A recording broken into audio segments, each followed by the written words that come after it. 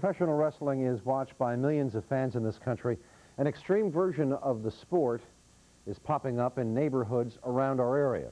Action News reporter David Henry went ringside to find out what backyard wrestling is all about. And we should warn you, what you're about to see might be disturbing to you and has the potential to be very dangerous. This is sick. Oh! It's on video. It's on the internet.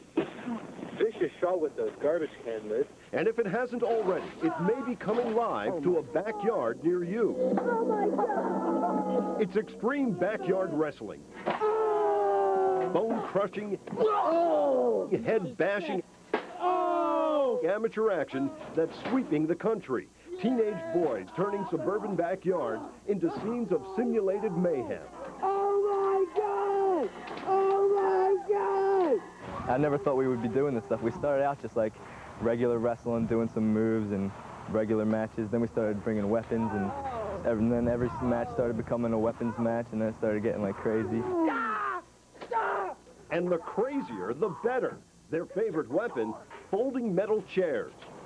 Oh! Oh! No! Oh, that's gonna break some ribs! Oh! That hurt. Ouch. That hurt me.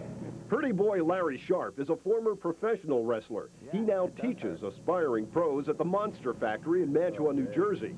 We showed him video highlights from the Extreme Trampoline Wrestling Federation based in West Deptford. What he saw was frightening. They're kids trying to have a good time, and I can understand that.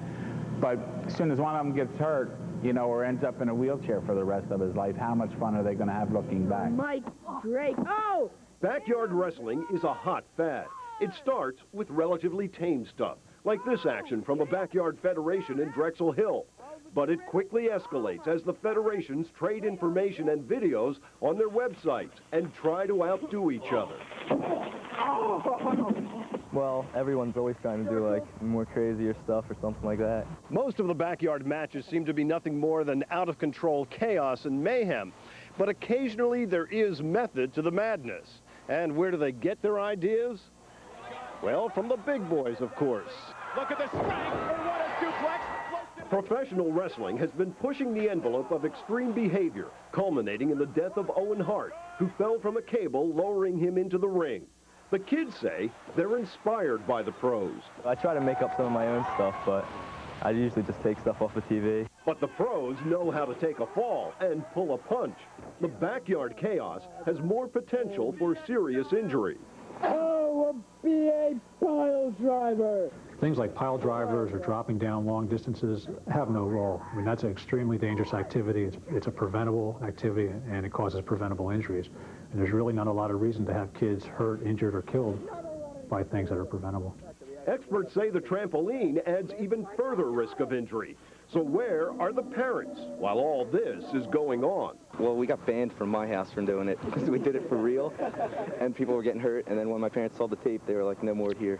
So they moved to Debbie Mancree's backyard.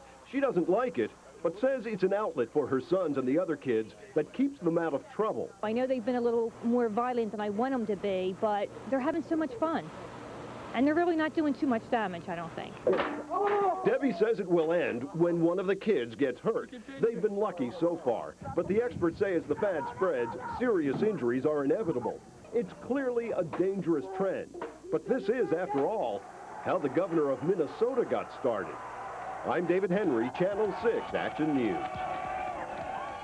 Okay, Phillies, young Randy Wolf. Something to talk about. Let's talk about it. All right. Let's do it.